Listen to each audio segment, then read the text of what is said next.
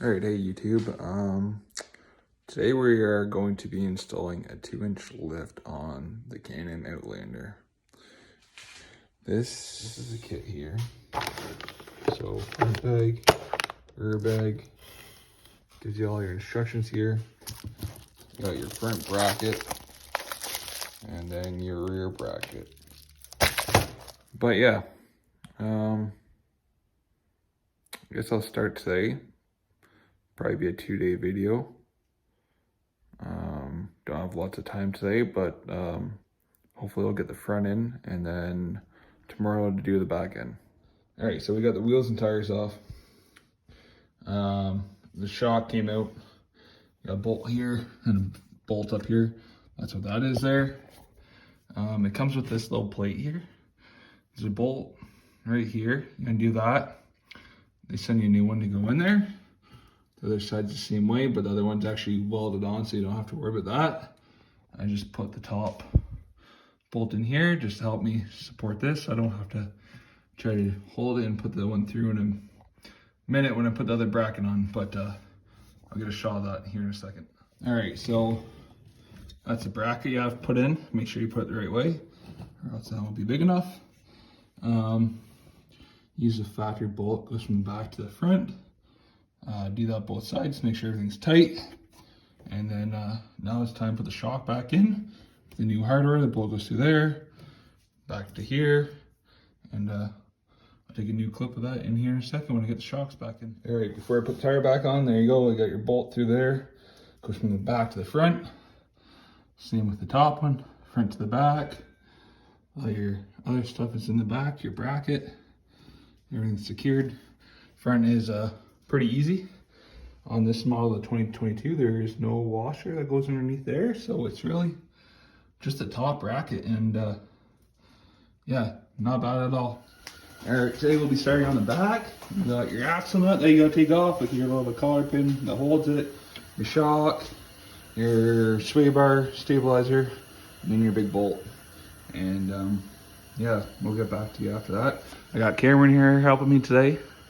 Extra set of hands, never hurts. All right, got the sway bar links out, shock out. So you gotta take the axle nut and your main bolt going across.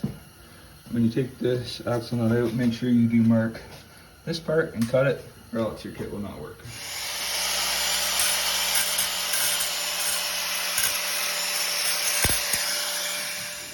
All right, so that part's cut out now.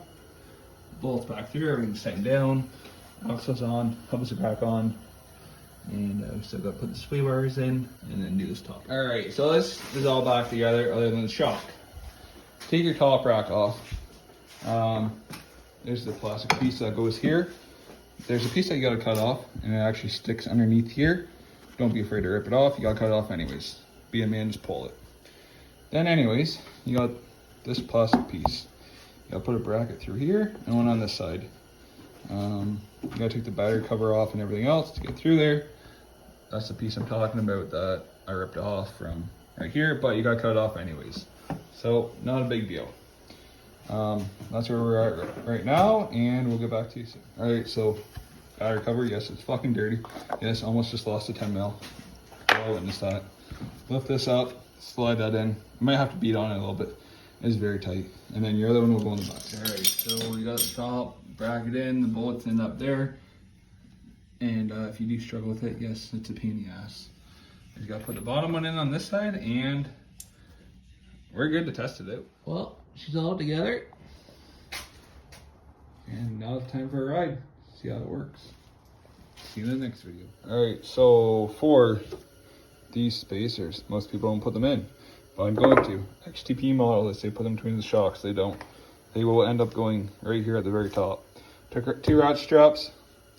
Kind of dangerous, but we're making it work. We'll get back to you.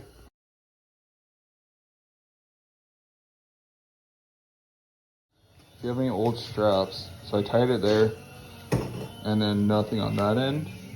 So you run it through your shock and back up through. Put a cloth so you don't wreck it. No, I did not come up with this idea. I saw this on YouTube, but this will help you out if you're trying to get your shock off. Or your spring, I should say. All right, so we pull the spacers in, put everything back together. I already had it together and tore it apart, but makes a big difference. The back end sits higher now, just like factory.